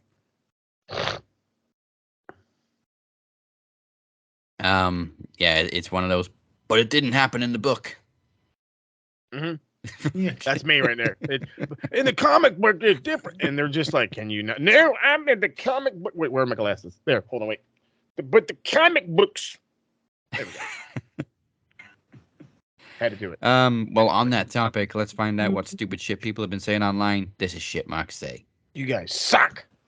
OMG. Eggplant emoji. WTF. Santa Claus emoji. Thought he was dead. LOL. Peach emoji. Shit Marks say.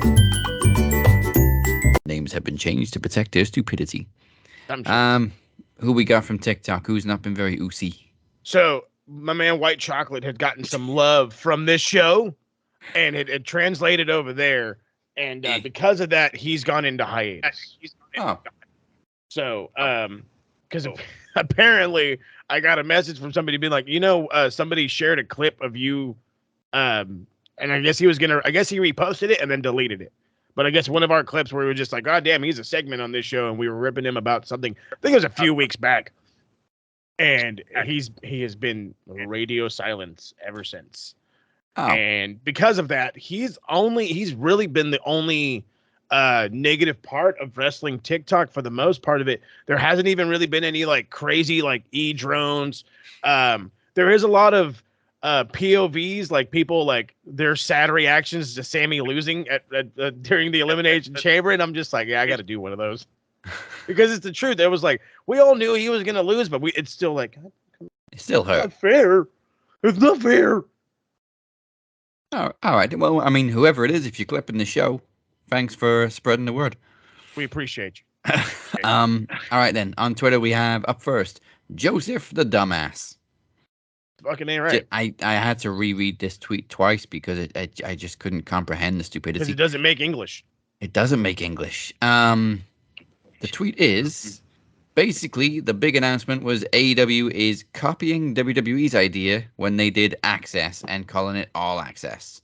That was the huge announcement. LOL. Hashtag AEW. Hashtag Dynamite. Hashtag, which isn't an actual hashtag. It's just the word hashtag. Ratings ploy. Dumb as hell. They're not the same thing.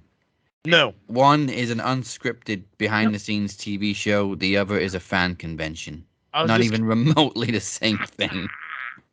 Is this like how, just like the word together, WWE owns the word access? I guess so. It's not even spelled the same. That's my whole thing, though. It's like they have fucking YouTube specials about WrestleMania Access and this Access, and I think they have like a Money in the Bank Access or whatever at one point. It's every time they have a stadium show, they do one of these Access shows. But it's all it is it's a fucking house show. It's a house show, and it's a half convention. Go look at the stuff over there in the gimmick. Go look at the fucking statues and the whatnot, and then go watch some NXT nerds do some shit. If I may respond to this tweet, I have a quote that I would like to put out there. Come on with it.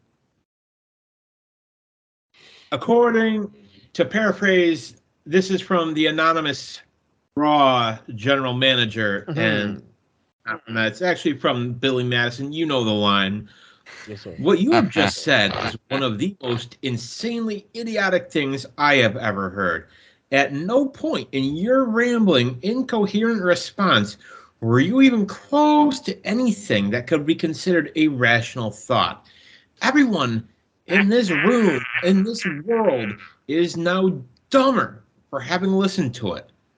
I award you no points, and may God have mercy on your soul. Yeah. Crafted. I award you no points. Bam. Man. Get in the fucking bin. Gloriousness. Ah, jeez. Don't NFL have a Total Access show? Yes. Yeah. It's basically news. Stupid. Don't forget Hollywood Access, that Hollywood the entertainment Access. show. CBS All Access. Yeah. There's dumbass. Next up, we have AEW. Internet Access. I'll criticize anything. Apparently, this guy's an Ah, boy. So we saw Mercedes Moné, however the fuck you're supposed to pronounce that second name, win the title, obviously, from Kyrie. But I mean, what made more headlines was the fact that she paid tribute to Hana Kimura with her attire. Hell yeah.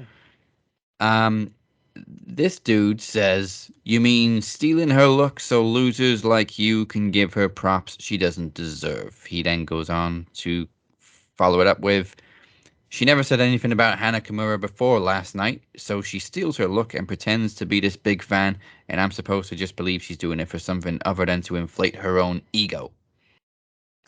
Well, I guess you missed Sasha wearing a Hana armband on SmackDown following her death. Mm-hmm. For suicide, because she was bullied. Let's be real here. Yeah. But like, how do you know how much Sasha followed her or Mercedes followed her career? Does she have to mention her daily to qualify as respect? Yes. Every second of every minute of every hour of every day. Mm-hmm. Yeah. No exceptions. You've never talked about him before. You don't get to pay tribute. No, you don't.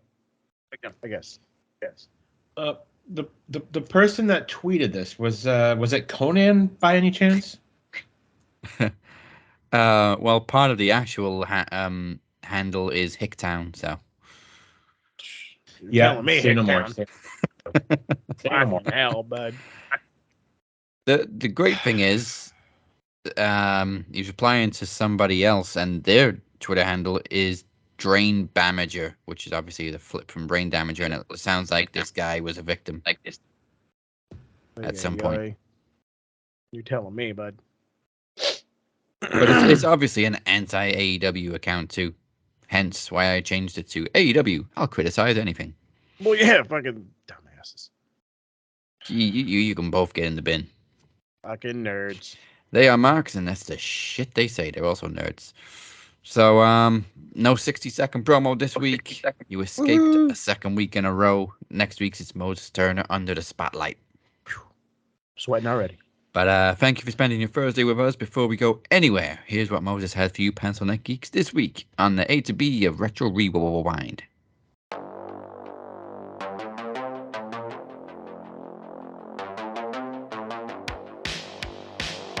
That's right. So there's plenty to come from the Retro Rewind and possibly the TSK.